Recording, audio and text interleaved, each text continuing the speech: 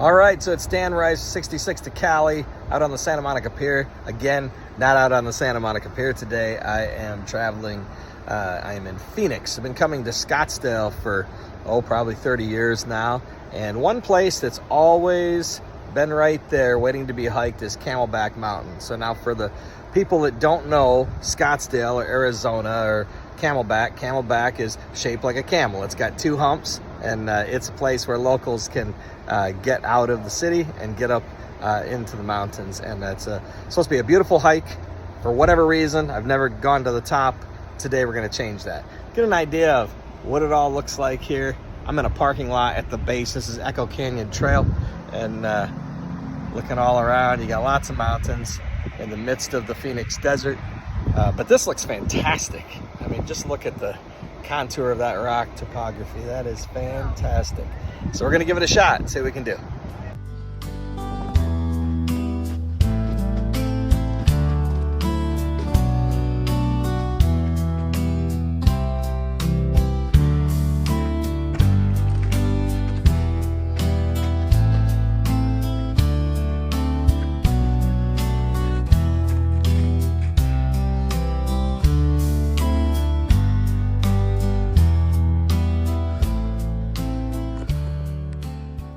Okay, so I'm already a quarter of the way up here. As you can see, it is gorgeous up here. Great views. It's like kind of the first time that you're getting probably like a 180. Can't see through obviously the mountain, but you can see behind me, and then all the way around here you get another view of the valley. But absolutely gorgeous. There are mile markers up here for anybody that's not been here before, so you can actually see, like, here's a number 9. So there's, I think, 36 on the way up. So you can kind of, it's like a mile marker. You can kind of check and see where you are and track your progress. So, and there's a lot of people up here today. It's beautiful today. It's in the 70s and perfect day to do it. Sunny.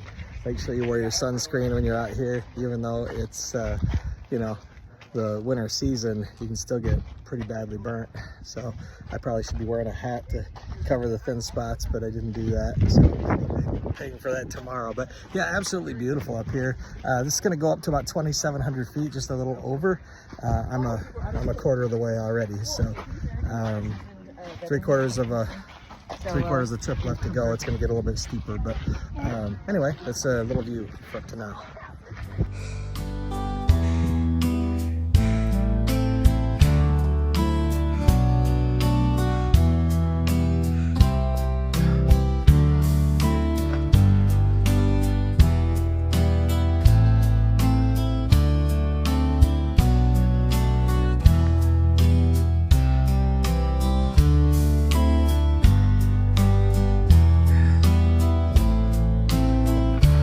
All right, halfway.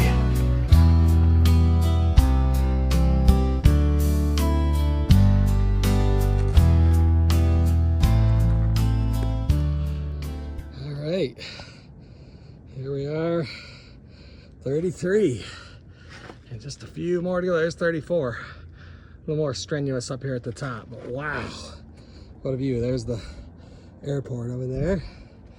Phoenix, it's just beautiful. All right, pretty sure I know what that is. That's the final, either 36 or 38, whatever it is. Very top, there it is. And still a little bit higher we can go, so might as well do it. Here we go. No higher spot than this in all Phoenix. There you go, there's the valley. Absolutely stunning. Wow. I was about to stand on the rock. Really fantastic. What a way to end the week. Camelback Mountain. You're at the peak. I did it so you don't have to. But it was fun, and I recommend doing it.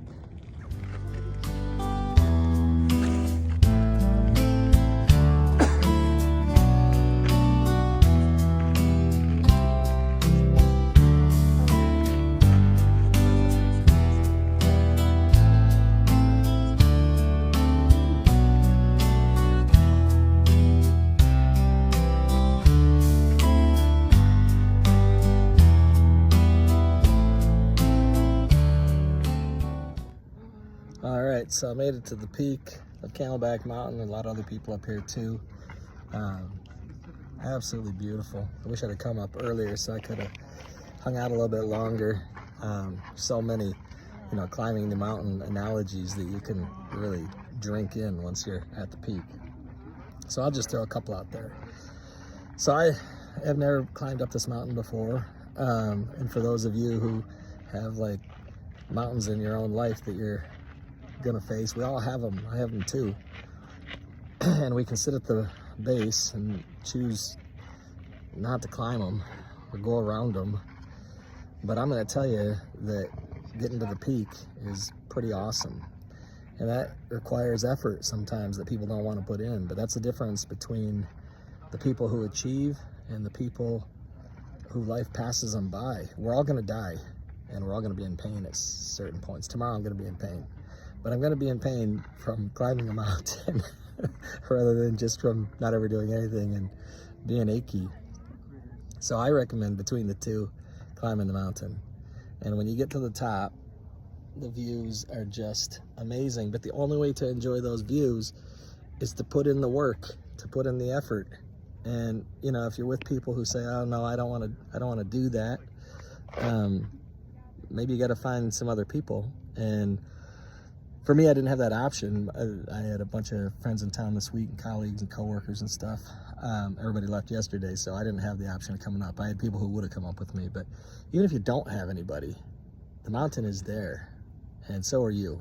And so if you want to live the difference between normal life down with all those people and get the perspective of life at the top, you have to start climbing at some point.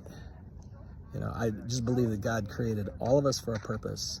And, he says to whom much is given, much is required, and to be a good steward of what you're given. And I've only got so many years, so trying to make the most of them. And I hope you will too.